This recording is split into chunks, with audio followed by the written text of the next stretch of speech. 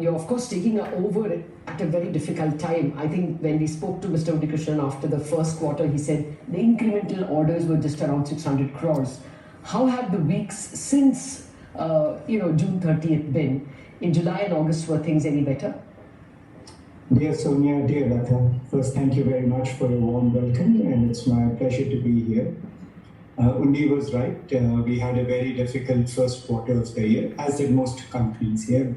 April, May were very, very silent with very little business. In subsequent weeks, every week was better than the previous one. And I would say July, August have both been trending in the right direction. September, being the third month of the quarter, is most critical to see if that trend holds or whether that was just initial pent-up demand after the lockdowns opened.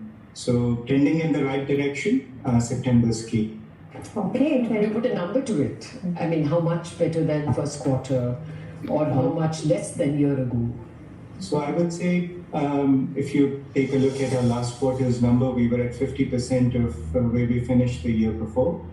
That number's continuing to improve, but we are still not where we were last year.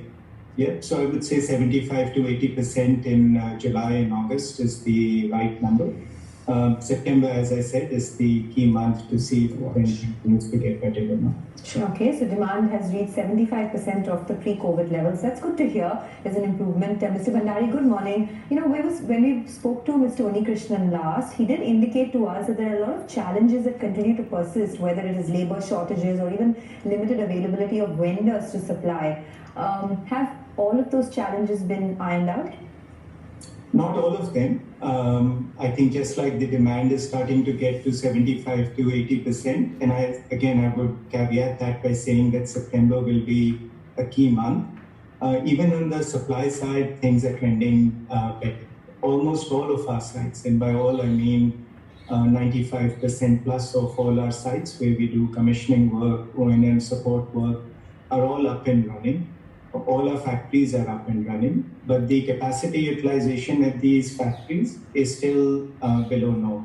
And I would use that same 75 to 80% number again. And this is due to a mix of social distancing that we are following at all our plants, making sure that safety norms are followed, the ability of our MSME vendors to be able to supply, and most importantly, the ability of our customers to be able to execute their portions of the project on time. So the system overall is getting better, but not where it needs to be for us to say things are normal. Your prime problem is supply, ability to produce, or demand? I think right now both are at that same number. Yeah, so even if there was significantly more demand, we would still be constrained on the supply side. And I said the factors that we have here. We are doing microzoning at our plants. We are still very, very careful on social distancing, how plants are staffed. We had a case in Pune where after one or two cases at the plant, we took the decision to shut the entire plant for a week to have any sort of spread because of any of our actions.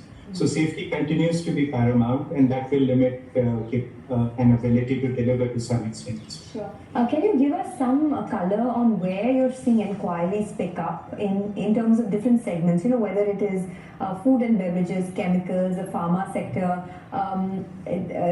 Over the next couple of months, where do you see the recovery come through from?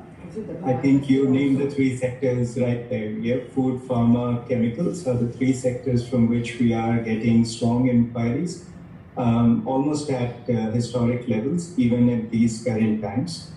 Beyond this, there are quite a few projects in sectors where there are large projects, in many cases driven by government initiatives, which are all carry forward from before COVID. Yes, so projects that were financed, funded, and partly ordered for. Many of those projects are now getting active as well. So while the big projects will still be dominated by power and oil and gas, we are seeing a very good new set of inquiries from food, pharma, chemicals. Those are the three sectors. Are exports better than Indian inquiries or the other way around? Actually, both. I'm on the food pharma chemicals specifically. I'm talking about the Indian sector. Beyond that, I think globally as well, Southeast Asia, Africa, US, demand is picking up as well. Okay, Mr. Bhandari, a final question to you. Anything that you want to tweak in terms of the vision for Thermax? Anything you would do different?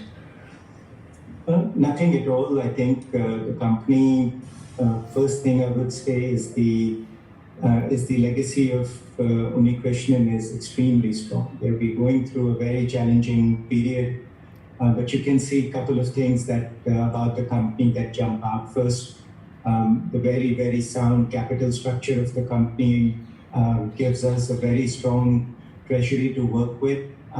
Cash flows are still under control. We have not had to borrow down or do anything that other companies may otherwise be looking at. So that gives us a big position of strength. We have to continue that. Second is the overall ability and the capability to continue to generate cash.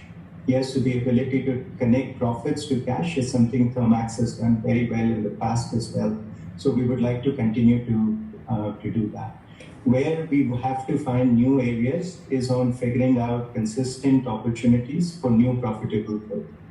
And where the world is going towards the energy transition, the need for clean water, clean air, clean energy, that is something that Thermax can take advantage of, and connecting Thermax to where the world is going is something we can do more of in the future. Right. Okay, all the very best, Mr. Bhandari, for your innings at the helm of Thermax. Thank you for joining us today. Okay, well, the markets are